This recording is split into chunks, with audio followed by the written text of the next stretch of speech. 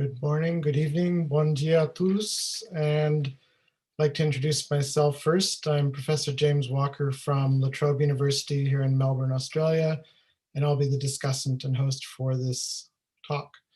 And I'd like to mention that this is part of the series Abralina ao Vivo, Linguists Online, which is an initiative of the Brazilian Linguistics Association. So I'm very happy to introduce our speaker today, Professor Catherine Travis, who is Professor of Modern European Languages in the School of Literature, Languages and Linguistics at the Australian National University in Canberra. She's also Chief Investigator in the Centre of Excellence for the Dynamics of Language. And she holds degrees from ANU and also from here, from La Trobe University. And she arrived at ANU in 2012 after being at the University of New Mexico in Albuquerque, with the USA, where she was for 10 years. So her talk today is entitled Ethnolectal Variation in Real Time, Ethnicity, Gender and Class in Sydney, Australia.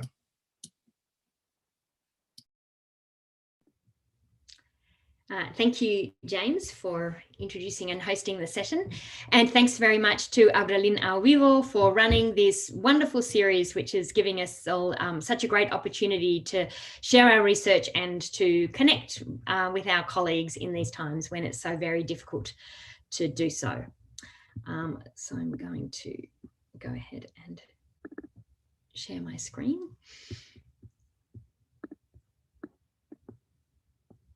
So I'm talking on ethnolectal variation in real time, as James said. And this work, the work that I'm presenting, comes out of the Sydney Speaks project, which is a project that I've been leading, funded by the Australian Research Council Centre of Excellence for the Dynamics of Language. And I'd like to begin this talk by acknowledging the many people who've been involved in this work, including some recently completed postdoctoral fellows, a number of students, colleagues, and a large team of research assistants who've all been instrumental in getting all of this together. And you'll see some of these photos pop up again through the talk, where people have been particularly involved in different elements of the research. Ethnicity has been a long-standing factor in language variation from the earliest studies of variationist sociolinguistics. More recently, increased mobility has seen extensive migration, resulting in highly multicultural and multilingual Western urban centres, and this has sparked a range of major projects on ethnolectal variation across the globe, including in USA and in Canada, and particularly, of course, James's own work. In the United Kingdom, in several cities across Europe, and so on.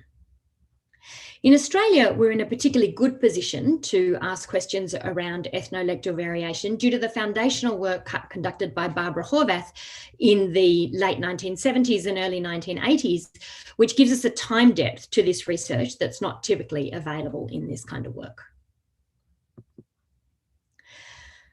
To contextualise the work that I'm going to present, and knowing that there'll be several non-Australians watching this presentation, I'd like to present a very brief summary of ethnic diversity in Australia. It's rather difficult to get information on this because the census doesn't ask direct questions about ethnicity. It asks about ethnicity in terms of Indigenous Australians, but it doesn't ask in terms of migrant groups, so we can't get that information. It does ask about ancestry, but that is very difficult to interpret. And it asks if parents were born outside of Australia, but it doesn't ask in what country people's parents were born. So what many of us use is linguistic diversity as an indication of ethnic diversity. And this has changed markedly in Australia between the time when Horvath was conducting her research and today. So these two pie charts show the percentage of the population who speak a community language or a language other than English at home in the 1981 census, which would have been that conducted around the time that Horvath was doing her research, and the most recent census conducted in 2016. And you can see that it's risen from just 12% of the population speaking a community language in 1981 to 21% today. The languages making up that proportion have also markedly changed. So this chart shows the most widely spoken community languages in Australia, first just looking at 1991, which is the first year for which we have reliable language data, presented here as a percentage of the total number of speakers of community languages. And you can see that in this time, Italian and Greek were overwhelmingly the two most widely spoken languages, together representing about 30% of all speakers of community languages. And following that in decline, we have Cantonese, Arabic, German, Vietnamese, and so on. In 2016, we see that Mandarin has now shot up as the most widely spoken language due to recent migration from China, and Italian and Greek have both dropped substantially to a third to a half of what they were in 1991 as a proportion. In this project, what we're interested in is we're particularly interested in native speakers of Australian English. So we're interested in second generation migrants. And that means that we're looking for communities with a relatively long history, enough of a history in Australia to have second generation children in Australia who've grown up in Australia. And so the three groups that I'll be reporting on today are Italian, Greek, and Chinese Australians of a primarily Cantonese speaking background, specifically Cantonese speaking background, primarily from Hong Kong and a few from Guangzhou in China. The focus of the research is Sydney, which is important because that's where Horvath conducted her study. So this allows for comparability. It's also Australia's largest city with a population of close to 5 million, and it's our most diverse. So I showed you that some 21% of the population of Australia report speaking a language other than English at home. In Sydney, this is as high as 38%. And this varies enormously across different suburbs. This is a chart that shows the density with which languages other than English are spoken, and the darker the colour, the greater the lower the proportion of English spoken in that suburb. And you can see that it goes up to as high as almost 90% in some areas. Probably also important to note that in Sydney and in Australia in general, we tend not to get the ethnic enclaves that people have talked about in other areas, for example, that you see in Toronto and also in New York, and rather we get highly diverse suburbs where there's speakers of multiple different languages coming together, which may well have some linguistic outcomes as well. Now, this diversity has certainly left its mark in Australia, as you can see in these streetscapes from Sydney capturing some of this diversity. And of course, the question that we're interested in here from a linguistic perspective is whether it has left a linguistic mark. There has been quite a number of studies that have been conducted on ethnolectal variation in Australia. And in particular, it's worth highlighting the foundational work conducted by Klein and colleagues exploring or describing some ethnolectal features across a range of different linguistic features for example, Greek, German, and Jewish Australians. And then there's been other work done looking at Greek and Italian Australians, and also Lebanese Australians have received a little bit of attention. And some of this work has found ethnic differences, and yet other work has found that, in fact, the ethnic minorities tend to pattern alongside Anglo-Australians. So this then raises a couple of questions of interest for ethnolectal research. One that's being asked around the globe is, what is the role of ethnic minorities in patterns of variation and change? Do they participate in patterns of variation, or do they do something different? And where do they sit in relation to change? And what factors impact how they participate in variation and change? So I'm going to try to address both of these in this talk. It has been noted that in some cases, ethnic minorities function as leaders in change, and we will see some of this also today.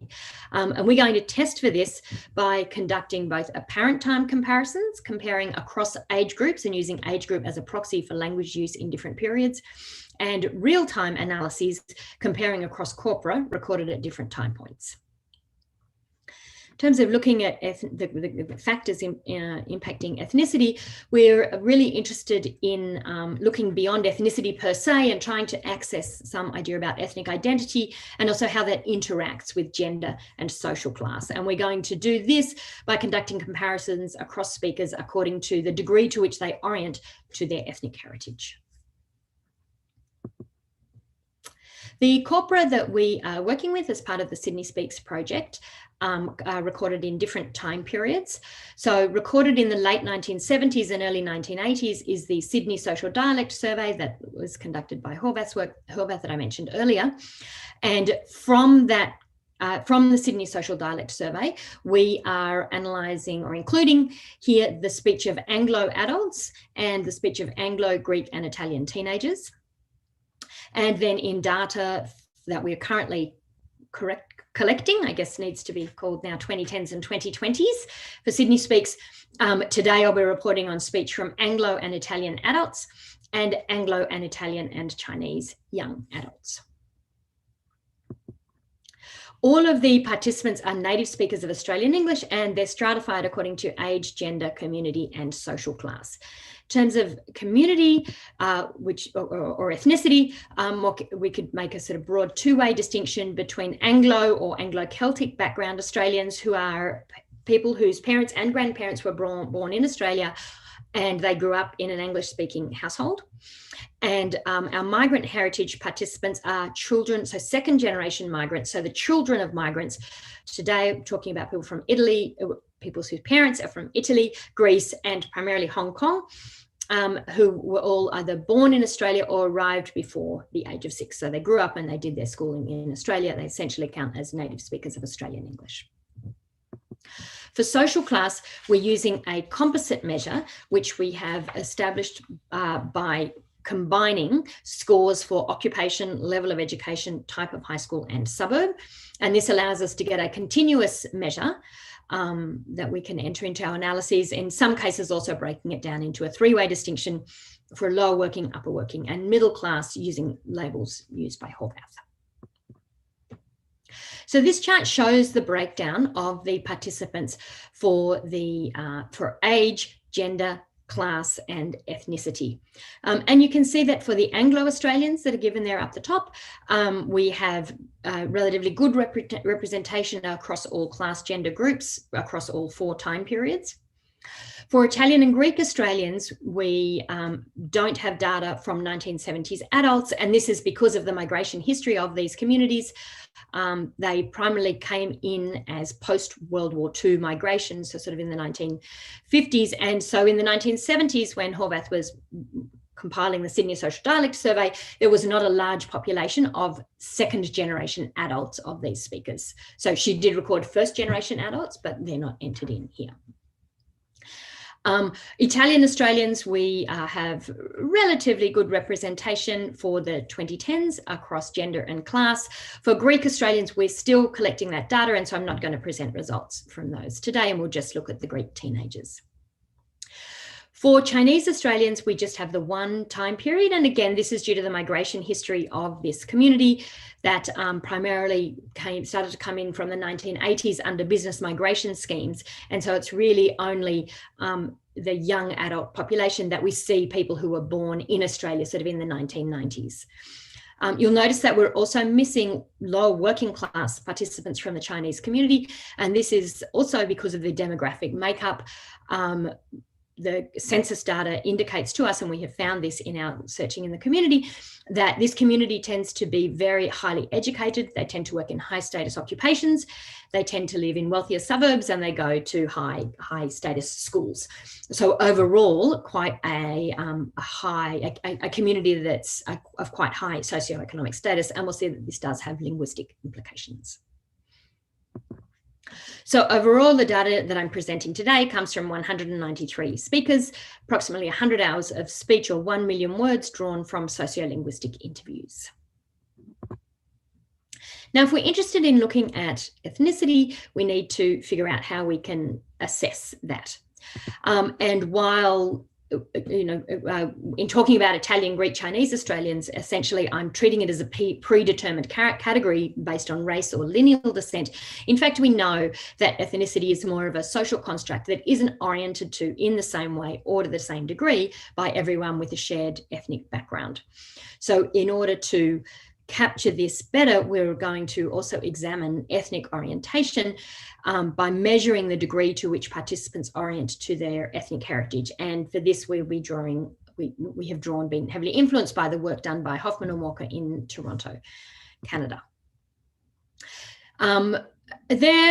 So in doing this, we've established an ethnic orientation index, and there are several of these that have been established for different studies. Typically, this is done by questionnaires, which ask targeted questions around self-identification, networks, language use, etc. And these are, of course, very valuable because they facilitate comparisons across speakers in asking an identical set of questions across all speakers, and they allow for systematic quantitative analysis because all respondents respond to the same set of questions, and you can collect a large amount of data in this way. But they do also have some limitations. So questionnaires necessarily are centered around a predetermined set of questions, and they rely on respondents' ability to accurately reflect on their own ethnicity, which we know can be a little bit problematic. So as a complement to this, we rely on content analysis, in which involves systematic extraction from recorded speech comments relating to the way in which participants orient to their ethnic background. And this has several advantages for this kind of study. When used in conjunction with a questionnaire, it can help contextualize questionnaire responses, which it might be sort of a black or white yes or no. They can add some nuance to those interpretations. But they can also bring to light issues relevant to the community beyond the predetermined categories imposed by the questionnaire. And particularly important for us here in working with legacy data, content analysis may allow for extraction of social information from data that was collected without a questionnaire targeting those kinds of questions that you might be interested in. So in order to do the content analysis, we extracted and categorized all comments that came up in the sociolinguistic interviews relevant to ethnic orientation. And this resulted in a total of around 25 subtopics.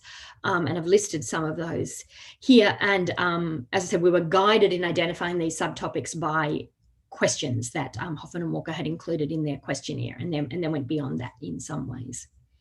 And then we grouped those into a set of 6 themes, allowing us to sort of quantify the different amounts of information per speakers. So as an illustration of how this worked, here is our Stuart and Cameron, 2 young adult Chinese Australians. And I've listed here some comments that we extracted associated with the 6 different themes. And I won't go through them, but you can have a look at the kinds of information that we extract from the interviews to get insights into their ethnic orientation according to these different themes. You can see that we get much more information from Stuart as we do from Cameron, and this is an issue with this approach. You get different amounts of information from different people depending on the way the topics in the interview go, because we're not working from a set of questions, but rather loosely ascribed topics. So to give you an example, then we'll listen to an example. Oh, sorry, yes. Now, let me say first that looking over these topics, although we do have different degrees of information, it is quite apparent that Stuart has much lower ethnic orientation than Cameron. So we scored each of the topics that came up on a 5-point scale, with higher being greater orientation to the ethnic heritage or culture or language. And ended up with a score ranging from 1 to 5. So Stuart is relatively low on the scale and Cameron is high on the scale. And here's an example of a kind of comment that we might extract from Stuart here, talking about his identity. Yeah, ABC is the best kind of description I can give. I wouldn't say I'm straight out Chinese, and I associate myself more with an Australian background than a Chinese background. Okay. So as I mentioned, one advantage of using this approach is that it allows us to extract information from the 1970s recordings, which these kinds of questions weren't directly asked.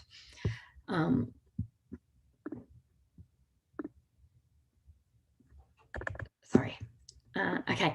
I'm coming back to Greek. When do you speak Greek? Sorry. I just got a chat. So, okay. So here's an illustration then from a 1970s Greek teenager. And you'll see that even from this interview, there's several pieces of information about ethnic orientation. I'm coming back to Greek. When do you speak Greek? Well, At home, I speak to my parents Greek and English, both, because whenever they talk to me in English, I talk to them in English. But when they talk to Greek, I talk to them in Greek, you know. And like in our house here, like when we're serious, when we're watching Channel A and there's a Greek movie, we're all, you know. You'd be using Greek then. Yeah, we're using Greek, you know, talking about the movie, you know. We're all using Greek, and in the house, like when we want to be serious or talk about a specific matter, we talk Greek, you know, because most of us can understand that language better, like for my parents, so they can understand. Like if we have to talk about an important point, you know, we talk Greek so our parents can understand. Because if we talk English and now we're up to something and they can't understand us, okay, talk Greek so we can understand. Okay, so that also gives you a nice feel for the kind of data that we're working with to conduct our analyses. But you can see how there's quite rich information here about AMAR's engagement with Greek and with Greek culture. So, oh, sorry. Okay. So, for example, we can see that he speaks to his parents in both Greek and English, and his parents sometimes speak to him in English. So his parents speak English. It's not a solely Greek household. He talks about watching Channel O, which for those in Australia would be the precursor to SBS, and watching Greek movies. So there's some engagement with Greek culture in that way.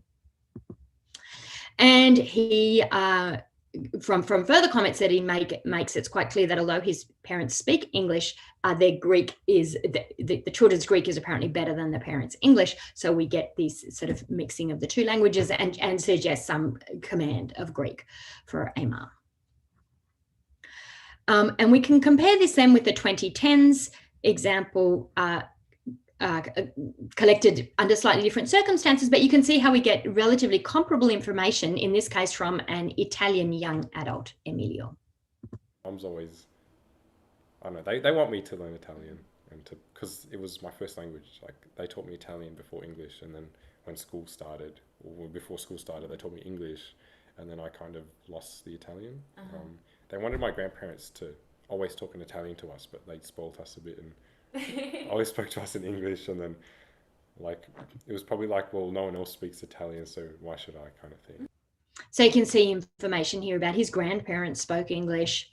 They didn't apparently interact in much of an Italian network because nobody else speaks Italian. So that's the kind of information that we can extract to then establish these ethnic orientation scores. And so this chart shows the scores for the 1970s teens and the 2010s young adults, with ethnic orientation on the vertical axis and higher, representing a higher orientation to the heritage, language, culture, etc. And the speakers that we just heard, Amar scores a 3.7 and Emilio a 1.8. So Amar is much, much higher than Emilio. And in fact, this is generally characteristic of the 1970s teenagers. You can see that the 1970s Italians and Greeks are both higher than the 2010s Italian young adults. And we're just beginning to look at this for the Greeks, but it looks like there's a similar pattern emerging for the 2010s young adult Greeks. And this is possibly related to length of time in the community. In the 1970s, the Italian and Greek communities were still much, much newer, but over time, as time goes on, the communities are more integrated into the mainstream society, and therefore ethnic orientation has dropped. It's not terribly surprising that we see this. For the Chinese, indicated there in grey, Cameron was in fact our highest and Stuart was among our lowest. And interestingly, the Chinese, you can see, are in fact higher than the 2010s young adult Italians and relatively comparable to the 1970s Greek and Italian teens, which again is possibly related to the newness of this community. For our purposes, rather than interpreting why that might be, what we're interested in is the linguistic outcomes in that, and we could make linguistic predictions based on the degrees of relative degrees of ethnic orientation of these communities that we will now turn to look at. So in testing for ethnolectal variation, we are going to look at a set of variables that are undergoing change in Australian English. And this includes word final ER in words like teacher and remember, and a set of Australian English diphthongs that have been quite widely studied in research of Australian English. And again, the questions that we're interested in are the participation of ethnic minorities in patterns of variation and change, and the impact of ethnic orientation considered in relation to other factors, in particular gender and social class. So we'll begin with word final ER, and this is work that I've done with my colleagues James Grammer and Simon Gonzalez, and it came out last year in the Australian Journal of Linguistics. So this variable is particularly relevant to Australian English as a non-rhotic variety, and it refers to unstressed schwa in word final position in words with the following R in the orthography. Most commonly, this is represented as ER, but there are some other orthographic representations that represent the variable. And this is variably pronounced as a sort of centralized schwa or a lower and backer R. We heard a couple of examples of this in the excerpt that we listened to earlier from Amar, so I'll just play these again, and these are the two specific words that we're listening for. When we want to be serious or talk about a specific matter, we talk Greek, you know, because most of us can understand that language better. Okay, so this is particularly interesting to look at from this perspective because word final ER has been highlighted as an ethnolectal feature in Australian English in a range of different studies. Klein and colleagues described it as one of the most conspicuous phonological features of the Greek ethnolect. Warren observed widespread use of R in final syllables, as in my pleasure, in Australian English used by Greek, Italian and Turkish Australians. In acoustic studies, Kiesling reported a longer and more retracted ER by Greek and Lebanese versus Anglo-Australians, and Clothier found longer and lower ER by Lebanese versus Anglo-Australians. So clearly there's very, very suggestive that there's something going on. And you'll notice that there's different features that are referred to here in the acoustic studies in terms of length, retraction and height. And we're going to focus on length as a major feature, but I'll note that there is definitely a link between all of these. The lengthening is associated with retraction and lowering, but length seems to be the easiest way to get at tracking the change. So this chart shows length over time. We have duration in milliseconds of ER on the vertical axis, and each of our 4 time points on the horizontal axis from the 1970s adults, 1970s teens, 2010s adults, and 2010s young adults. And we've broken the data down into prosodic position or position in the intonation unit, with final position in dark blue and medial position in light blue. So final position, intonation unit final, means at the end of the prosodic unit, as in this example here from a 1970s Greek teenager. She was a terrific teacher. And medial position is in the middle of the prosodic unit, as in this example. And sometimes the teacher caught them. So what we see in comparing these two positions is firstly that at each time point, IU final or intonation unit final ER is longer than IU medial ER. This is not terribly surprising, is to do with phrase final lengthening that's been widely talked about in the prosodic literature. But what's perhaps more interesting is that the lengthening takes place only in IU final position, whereas ER is relatively stable in medial position. So we're going to be focusing then just on IU final position for the comparisons. So this chart then gives the duration of word final ER in IU final position, this time broken down by community, again for each of the 4 time points. So we have Anglos in orange, Italians in yellow, Greeks in the darker purple, and Chinese in the lighter purple.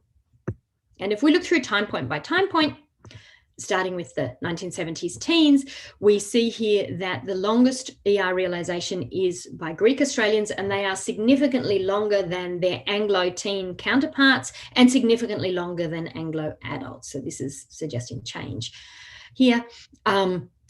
The Italians are also marginally longer than the Anglos, but certainly not as long as the Greeks. And so we get a very strong ethnic effect for this age group and no significant impact of gender or class at this point in time. It's ethnicity that's driving this difference at this point.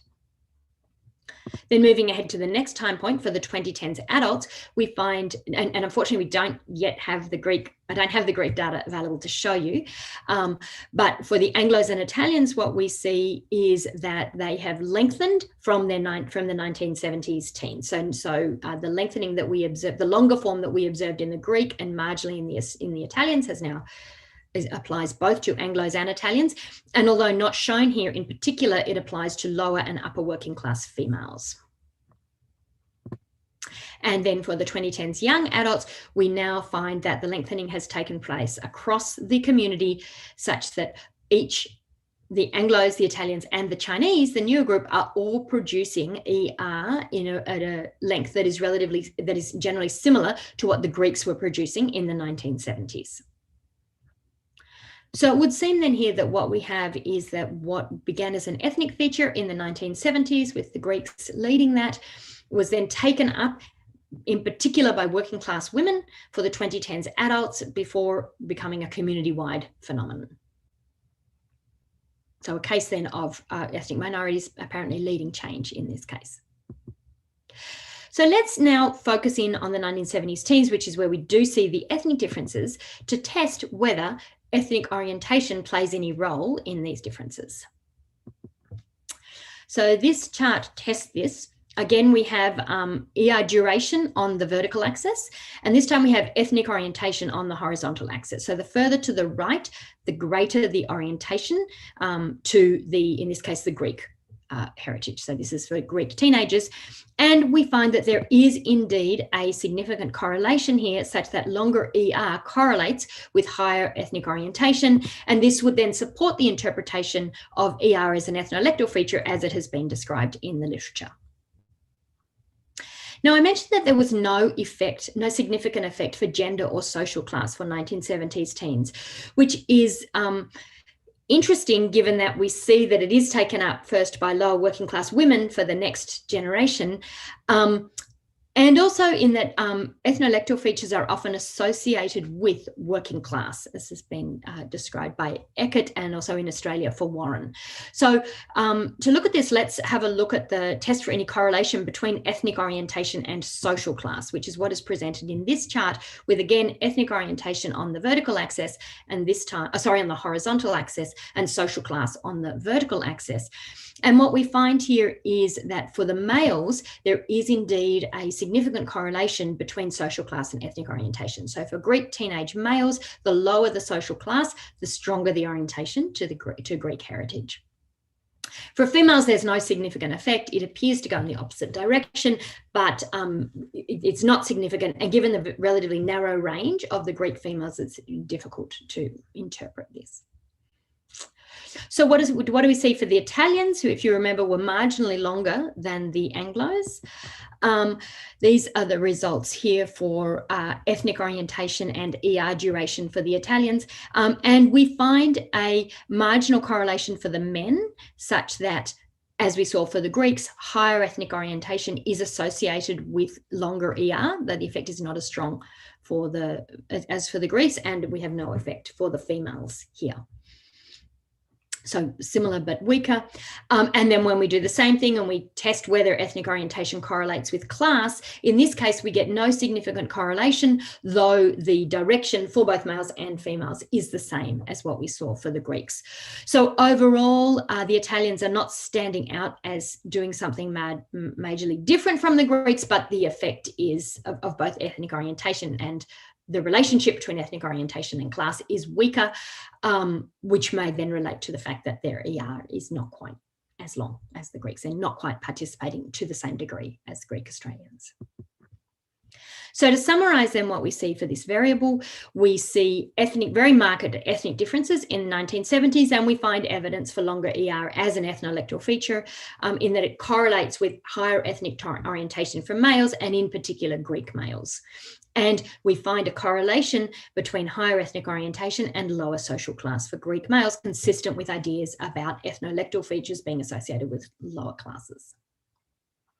For the 2010s, we find that longer ER has now been adopted across the community. We don't get ethnic differences.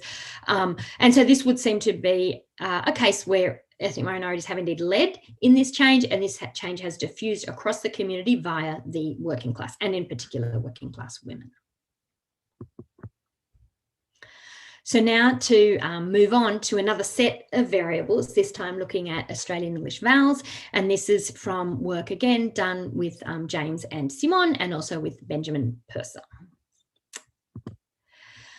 So the specific vowels that we're looking at here are the diphthongs fleece, face, price, mouth, and goat. And we have selected these vowels because they have been traditionally demonstrated. They have traditionally demonstrated variation along a socio-stylistic continuum from broad to general to cultivated, with broad realizations of these vowels being associated more with masculinity and sort of more working class, lower levels of education, cultivated realizations being closer to received pronunciation associated with higher levels of education. So given our interest in ethnicity and class, they're valuable variables to look at in that sense. We also know that they have been undergoing substantial change over time. It's been demonstrated in extensive phonetic work in Australia, and particularly by Felicity Cox and colleagues. And Horvath examined this same set of vowels, and she found that for these vowels, she proposed that the Greek and Italian teenagers were leading a change towards more general Australian English vowel realization, so away from both broad and cultivated ends of the continuum. In order to examine these vowels, we had to extract them from the sociolinguistic interview data for acoustic analysis. So we created time-aligned phonemic transcriptions from orthographic transcriptions and using the force alignment tool available through LabCat. We then manually corrected all tokens that entered into our analyses, adjusting vowel boundaries where needed. We excluded all grammatical and unstressed words, and we extracted no more than 5 instances of any one word per speaker to control for lexical effects. We then took F1 and F2 measurements at 11 points along the vowel, allowing us to chart the whole vowel trajectory, and we normalized all vowels on the basis of the entire vowel space.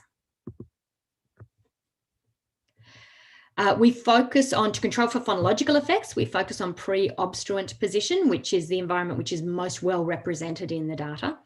And this chart gives the number of tokens for each vowel and the 5 most frequent words with which it occurs in preceding obstruent position. So for fleece, we're talking about words like people, even, speak. For face, make, place, take. For goat, suppose, goes, close. For mouse, mouth, house, allowed, south. Price, like, 5, right, and so on.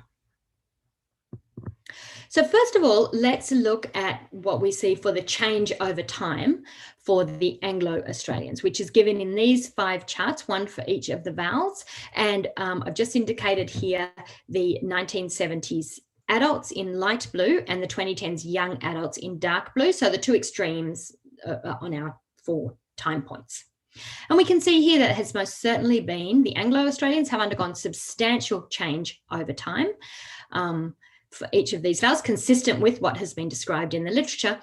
And when we contextualize this change socially or interpret this change socially, what we find is that this movement can be characterized as movement away from what traditionally were characterized as male working class realizations or broad realizations of these vowels.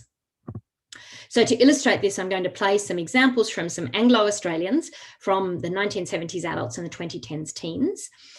First, from the 1970s adults, we'll listen to Gregory, who was a meat deliverer, and Hugh, a doctor, and just listening to the face vowel here. And you'll hear a substantial difference in their realization of this vowel. The moment mistakes are made. So that's reflecting quite a large class distinction that existed among the 1970s adults. We'll now listen to 2 instances from the 2010s young adults, and you'll hear that there's very little difference between the carpet layer and the school programs manager realization, and that both of these sound much closer to the doctor than to the meat deliverer. So I'll just go back and play the 1970s ones again, and then we'll hear the 2010s ones. The moment mistakes are made. His place. Okay, so hopefully you can capture the nature of the change that these vowels have undergone, that face has undergone. so now let's have a look at the 2010s young adults and where our ethnic minorities sit. So firstly, for the Italians that have added in here in yellow, you can see that they basically sit on top of the Anglos. There's essentially no ethnic vowel differences, ethnic differences in these vowel realizations today. So this is interesting to consider in relation to what Horvath found, where she did identify differences in the 1970s, and today those differences have largely been collapsed. We've also charted this over time, and we do find differences at different time points and difference in the progression of the change. But for the 2010s young adults, there are then essentially no ethnic differences here, possibly related to the length of time of the community, and the lower ethnic orientation for 2010s young adult Italians that I mentioned. So what about the Chinese? For the Chinese, we do find differences for some vowels. So specifically for fleece, face and mouth, we find that the Chinese, indicated here in green, are significantly distinct from the Anglo realizations. And again, if we contextualize this in terms of the change, we can see that the Chinese are ahead in the direction of the change. And if we contextualize it socially, we can note that the Chinese are the most removed from what traditionally were male working class realizations. And this is, of course, entirely consistent with the middle class orientation of this community that I mentioned earlier as a very well-educated community working in high status professions. So how does this work for gender before we move to ethnic orientation? We'll just have a look at the face vowel. I'll illustrate with the face vowel a general pattern that we see for the Chinese Australians. So this shows the realization for face for females on the left and males on the right. And firstly, for females, you can see that for the females, there's essentially no ethnic differences. The Italian in green, the Chinese in yellow, and the Anglo in blue are sitting basically right on top of each other. But for the males, we do see a difference in that the Anglos and the Anglo and Italian males are lower and backer than the Chinese, and they're lower and backer than their female counterparts. So we're getting a marked gender distinction for Anglo and Italian Australians, but we're not getting that for the Chinese Australians, where the males essentially pattern similar to the females, which we could then interpret this as the males are also orienting to these norms of overt prestige that in a way that we don't find for the Anglos and the Italians. So then what about ethnic orientation? How does that pattern out?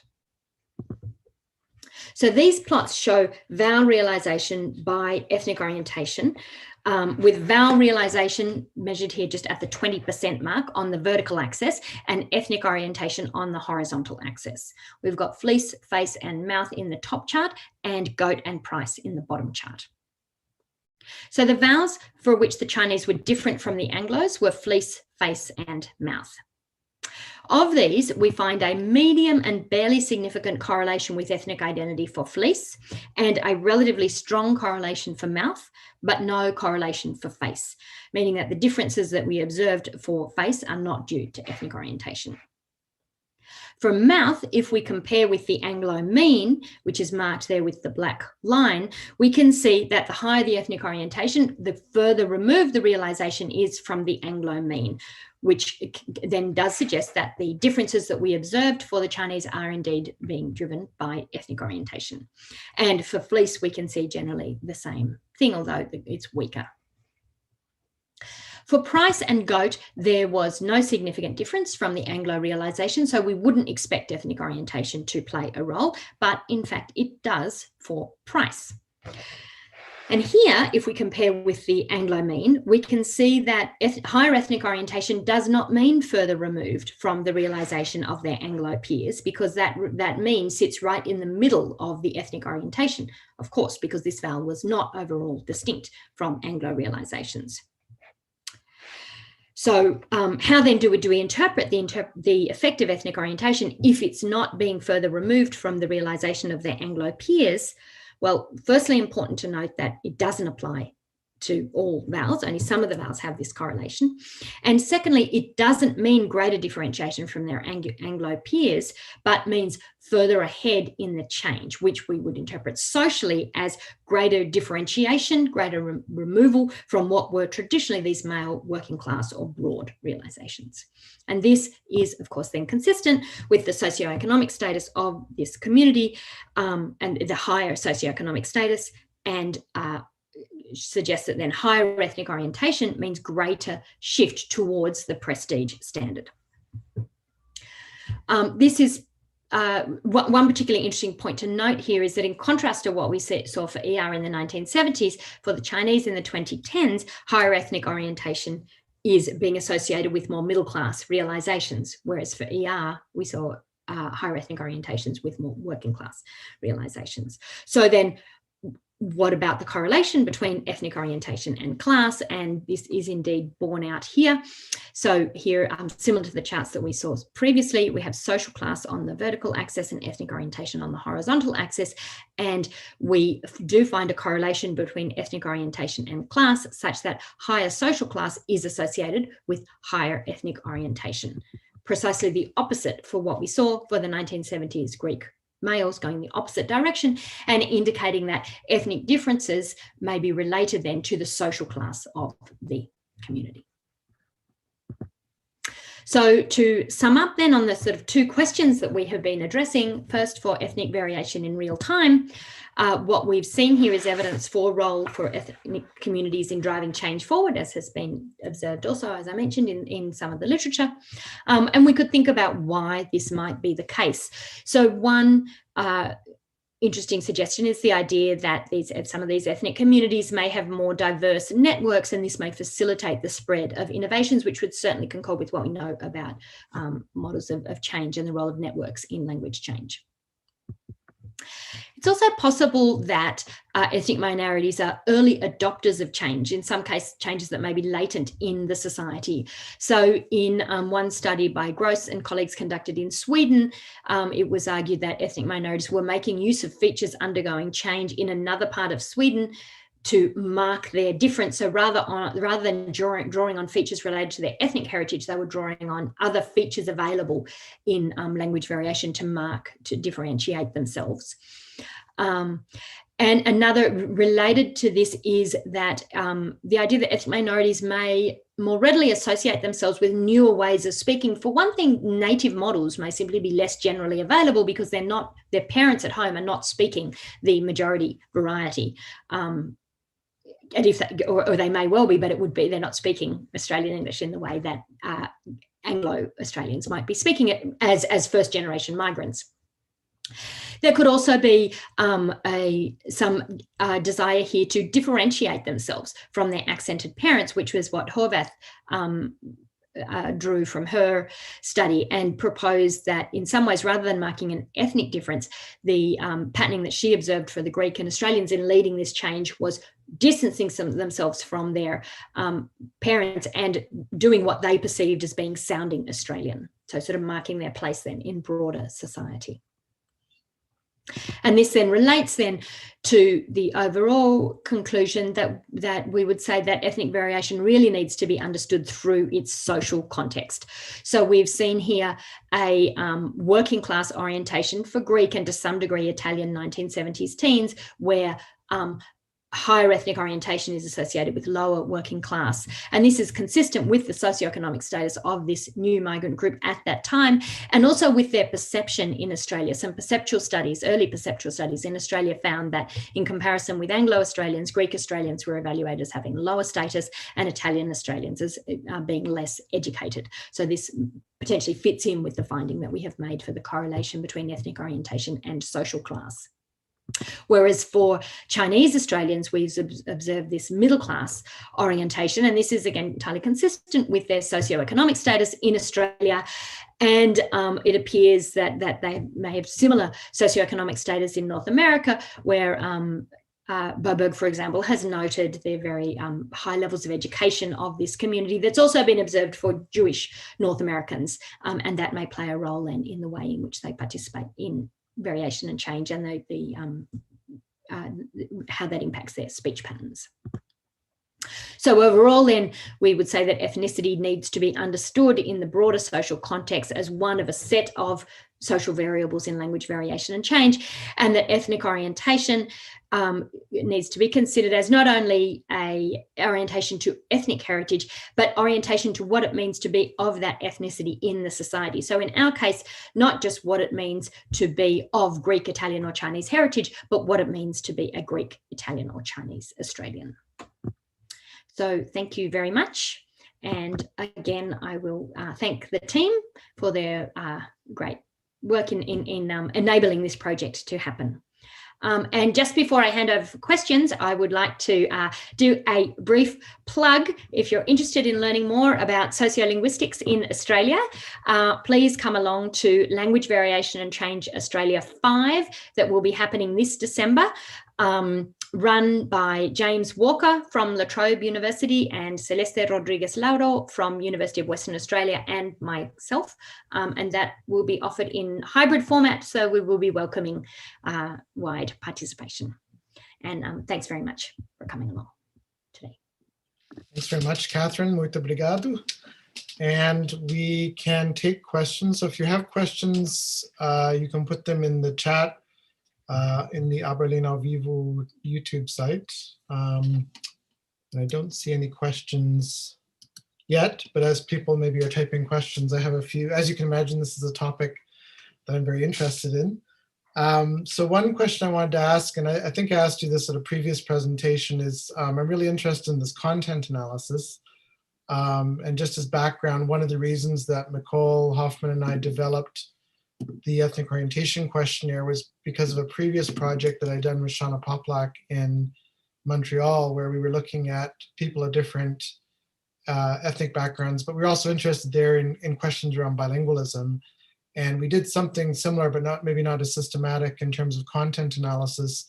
But what we found was that we weren't getting the same information from all the speakers, so it made it very difficult to compare across people. So did you have that issue in terms of the content analysis? Were you getting different types of information from different people? Yeah, we do. We definitely find that issue. And you could see that for Cameron and Stuart. You know, we had twice as many responses for Stuart as we had for Cameron. So it is an issue, and it does raise questions of comparability, of course. And there are certain topics that are more likely to come up. So in the 1970s data, almost everybody talks about language. So that was a topic that they had. So which, yeah, and we have you know, less information on other things. So it's also possible that the 1970s presentation is slightly more skewed towards language than it is to the broader picture. But when we run the same analyses just with language, we don't necessarily get identical results, which does suggest that we are getting something slightly different there. One way that we found helpful to get around that is grouping things into themes. So we had, as I mentioned, we had 25, what we call 25 sort of subtopics, and then we grouped them into these broader themes. So although not everybody answers, nobody has something on all 25. I think the range is from something like 6 to 18 for the 2010s, 6 out of 25 to 18 out of 25. But when we look at the themes, we have a much higher proportion of people who've given information on at least one of the themes. So that's one way of handling that. We're actually not sure how to go and test all of this further, because I know that, you know, in your questionnaire data, you're able to do principal components analysis and really nicely identify what is driving some of this. And we've played around quite a lot to try to see what we could do. And in the end, there's actually very little we can do because we've got so many missing cells. So all we can do is, I guess, do different kinds of analyses and see what different kinds of answers we get. In the end, I think the best approach is what we've come to is the best approach is to combine the content analysis with the demographic questionnaire where we have it, because we do have questions about network and language. We also have information about the proportion of speakers of the same language that live in that suburb.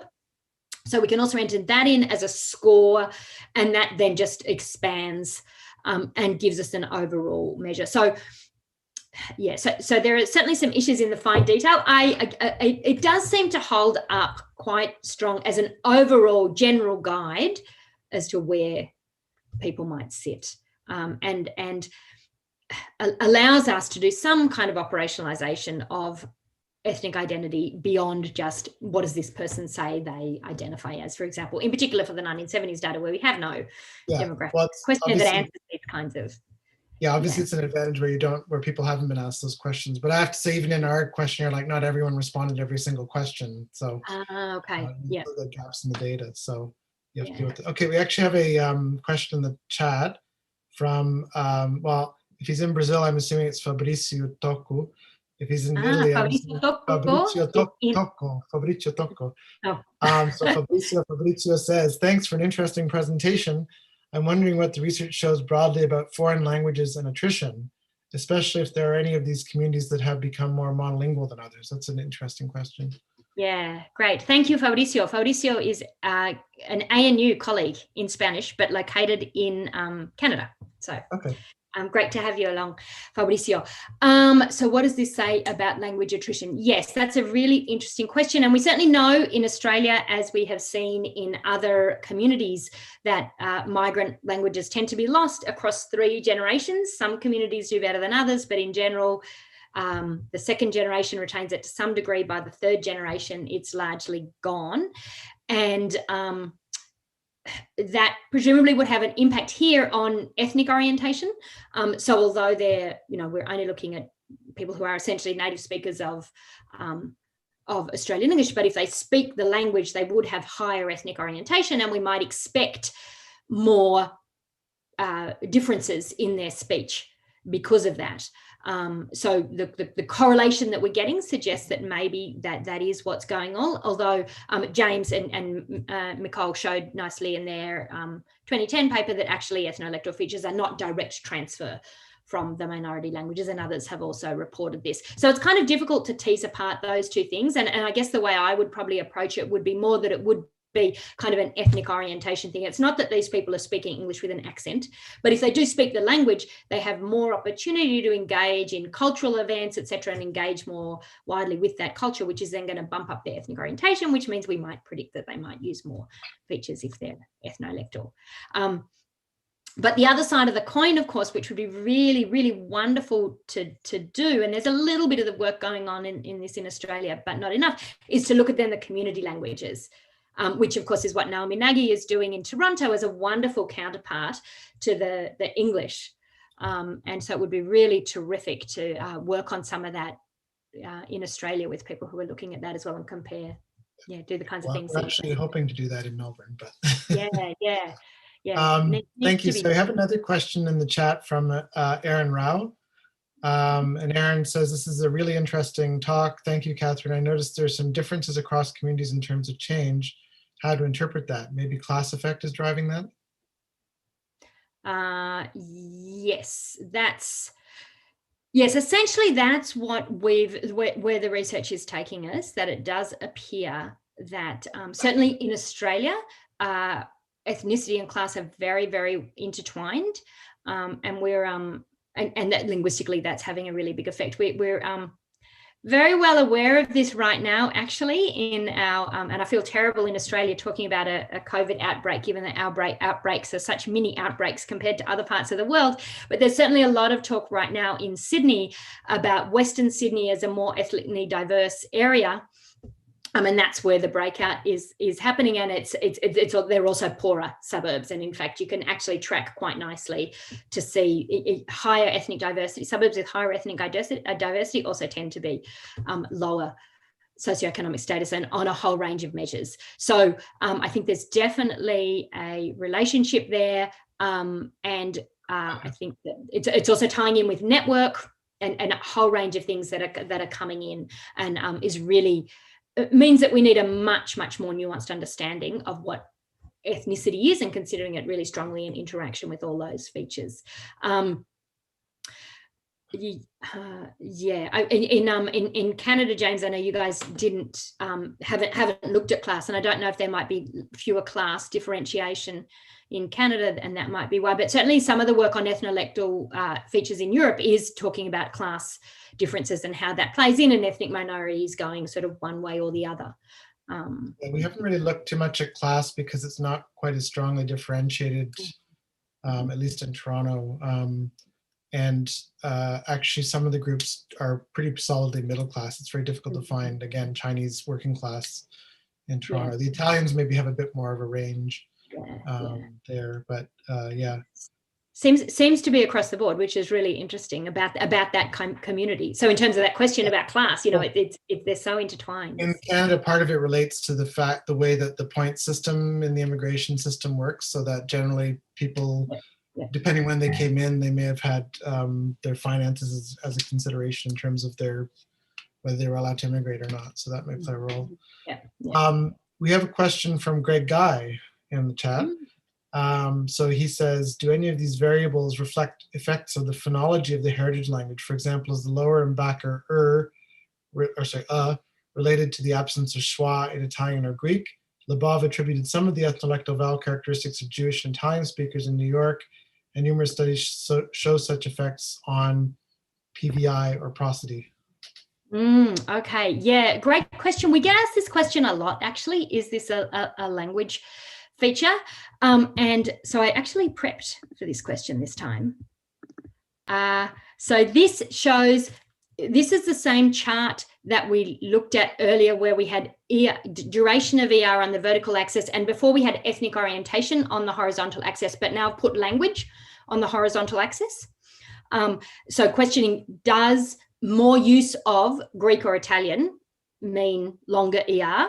And for Greek Australians, interestingly, there is no significant correlation. You can see the direction is there, but for the males, it's not for the females, but again, the females have narrow range. But for Italians, for the Italian males, there is a significant correlation.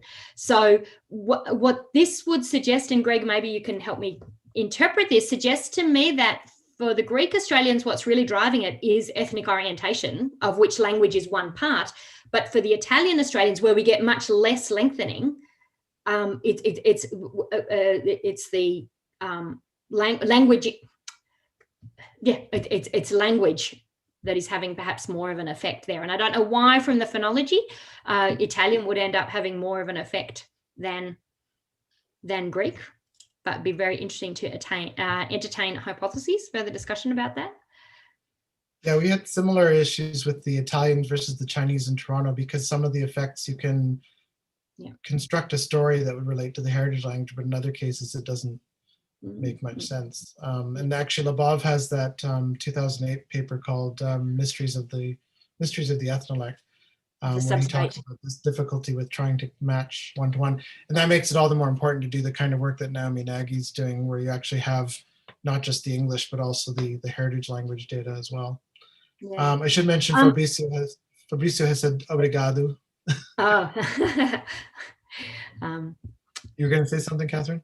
Yeah, I was going to say that, well, Horvath also addressed this because she included first generation Italian and Greeks, similar to what you guys did in Toronto. And so then she was able to compare, not compare the language, but she was able to compare the accented speech of the parents with the second generation Italian and Greeks. And she found that, in fact, they were moving away. I mean, that was her argument, that they were moving right away from that. They wanted to do anything but sound like their accented parents. And the accented parents, we would imagine it would be first language influence that would be influencing them. So that in conjunction with your work, James, and Lebov's paper would suggest that although it seems logical that language might be doing something, that it's not necessarily the driving force behind this. Yeah, thanks. We have a question from Wilfred Fimone, who says, thanks for that lovely presentation. I was wondering if you've thought of looking at Pacifica communities. Would love to look at Pacifica communities. Yes, that's another large migrant group in Sydney. Yes, would love to. Would love to look at a whole range of communities, and if there are students and researchers out there interested in exploring some of that.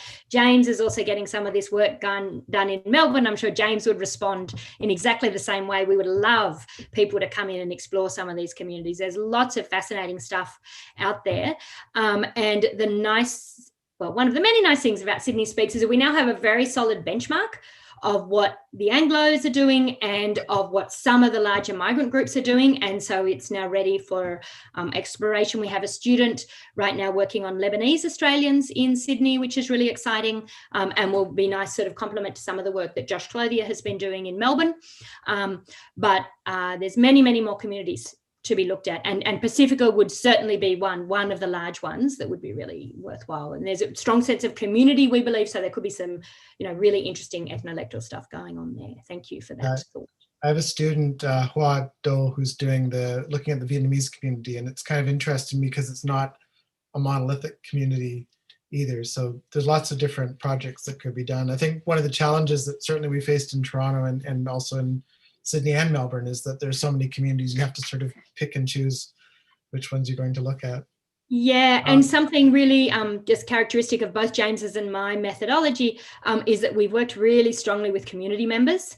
So, you know, we're in particular, so, you know, the student who's working on Lebanese Australians is Lebanese herself. The Chinese data were all collected by Chinese Australians. So yeah, really interested in people from those communities in particular doing work on their own communities, which itself is also, of course, very rewarding for the community members.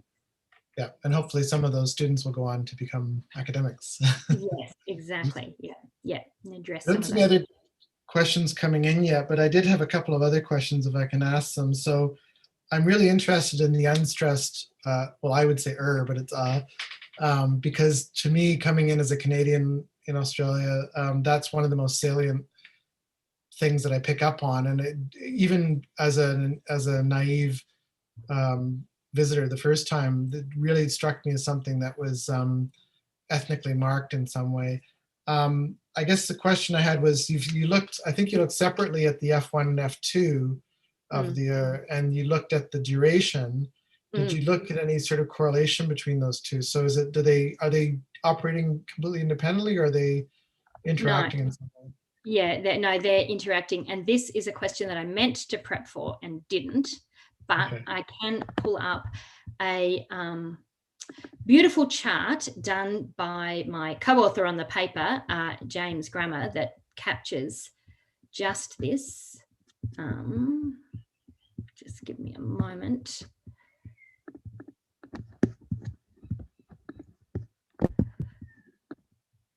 I'm going to share my screen again. So this chart shows for each of the 4 communities the F1 and F2, so the position in the vowel space and duration, and you can see that over time, that it moves, the vowel moves back and lower. So we definitely also get movement in that space. This is also just for intonation unit final tokens, by the way.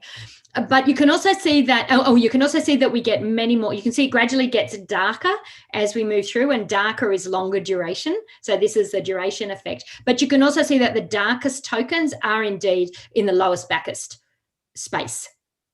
So so all of these things are happening together. Yeah. Greg has a follow-up question, maybe. So Greg says, some of the New York research has suggested iconicity, so variables related to heritage language phonology, may be treated differently from localities, so variables with local ethnic, class, or dialect associations. I guess that's a good point, that we sort of assume that all the variables have the same meaning, but actually they may not have the same meaning. Yes, and Greg, I wonder if you think that would actually apply potentially to ER, that ER might be one that we could say would potentially be an ethnolinguistic variable, whereas the vowels, the diphthongs, are not, which also makes them kind of an interesting comparison set. But interesting that those ethnolinguistic differences are then wiped out over time for ER. Yeah, so it would be interesting to see if we could find contemporary variables, and there may well be some contemporary variables where we can tease those apart and then compare them again with the vowels, which is a different kind of phenomenon going on. Yeah, possibly something going on in L vocalization is something we're interested in. R insertion would be something else. Some prosodic stuff potentially from what we sort of hear in the Chinese. People have also talked about voice quality. Mm-hmm, mm-hmm, mm-hmm.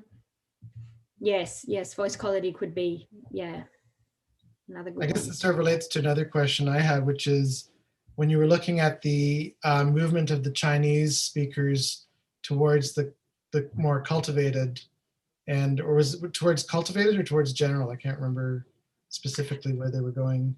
We've actually said away from broad. Yeah, that's what sort of a question was, because that's sort of the impression I get, is that you don't want to sound bogan, right? You don't want to sound too broad. Yes. Yeah, so we're not quite sure how to characterize that, but it does seem to us that is more, you're sort of moving away rather than moving towards, because Australians, it's also, as Horvath said, we were, and others have said, that we're convalescing more on general Australian English. We no longer feel this need to orient to receive pronunciation. So it doesn't seem that, that's what we're orienting to, but there is a shift away from the male working class, and this is particularly marked for the Chinese. And certainly no sense that they're not sounding Australian, that they're sounding British, like that. They're not emulating received pronunciation. That's not what's going on. It's more sort of middle class Australian realizations. The other question I had, you mentioned perception at the end. Yes. And we're starting to do some perception work in Toronto, and that's on our plans in Melbourne if we ever get the funding. Have you thought about doing any perception studies in Sydney? Yes, we would love to do some perception studies. That's something we haven't got to yet. But we're doing a semi-informal perception study, and I wish that I'd also prepped a slide for this, but you can find it if you Google Sydney Speaks. If you go to our webpage, we have an app that was developed by Simon Gonzalez, where you can listen to clips of speakers of Australian English of different occupations, of different locations across Sydney, and of different ethnicities, and see how well you go picking where people are from. Actually, we've done this across Australia, drawing on some of the Oztalk data as well. So it's it's quite informal. It's certainly not a rigorous scientific study, but it does give us some ideas of how people go. And certainly for the speakers that we have there, people are actually doing very poorly at picking out the ethnic differences. So it's not a rigorously designed perceptual study, but it's an interesting sort of thing to play with and have a look at. And I encourage, if anybody's out there, please Google it and have a go at it, see how you go. That sounds similar to the results that we obtained from our initial studies, that people actually aren't that good at, unless the closer they are to the ethnic background of the person they're listening to, the more likely they are for some groups that more than others. Right. So it's not like a case that people are actually quite good at making these identifications. Yeah, which is interesting, because people think that they are. Yes. And I think that in the end, in terms of sort of systematic differences, they might be quite a lot smaller than what people assume. Yeah. Yeah. Okay, I don't see any questions coming in the chat, and I don't have any burning questions. So if there are no other questions, then I'd like to thank Catherine again for the wonderful presentation you've done today. Obviously, as I said, it's very interesting to me, and obviously interesting to some other people as well. So I'd like to remind everyone to continue watching the Abrolin. Oh, sorry, I have one more question from Greg. Have you looked at the other Mitchell and Delbridge Aussie Vowel Boot? Oh, no, but we definitely want to look at that. Yes, we need to look at that one. We haven't got to that one yet. We haven't got to that one in terms of the ethnicity, but we have looked at that in change over time in the paper that I mentioned with Ben Purser, and it's undergone substantial change over time. And I didn't talk here, but we also have data from people born around the 1900s who were recorded in the 1980s. So although I didn't talk about that data today, from the 1970s, we actually have 3 generations. We have the older adults who were born around the 1900s, and then the adults that we looked at born 1930s, and the teenagers born 1960s. And so that was one that we would love to chart from there, because we can hear very, very strong changes going on there, and it would be really interesting to see how they're applying ethnically We've certainly got a lot of very apparent goose fronting, and we have lots of prelateral tokens because they're all talking in the 1970s in particular. There's a lot of school. They're all talking about school, so there's lots of tokens to look at, and we can chart the change quite well in the Purser paper. We've done that, but the ethnic differences we haven't got to yet. But thank you for reminding me that Mitchell and Delbridge included that, because I had actually forgotten about that. Okay, so I'd like to thank you again, Catherine, for the presentation, and remind everyone to keep watching the Aberlin ao Vivo series. I think it's a wonderful initiative of the Brazilian Linguistic Association. So thanks everyone for participating. If you have further questions, you can still continue to put them in the YouTube, and maybe Catherine, you will go back periodically and look at whether there are any further questions you can answer. Sure. Or Thanks email me. everyone. Okay. Enjoy the Thanks rest of the everyone. Thanks, James.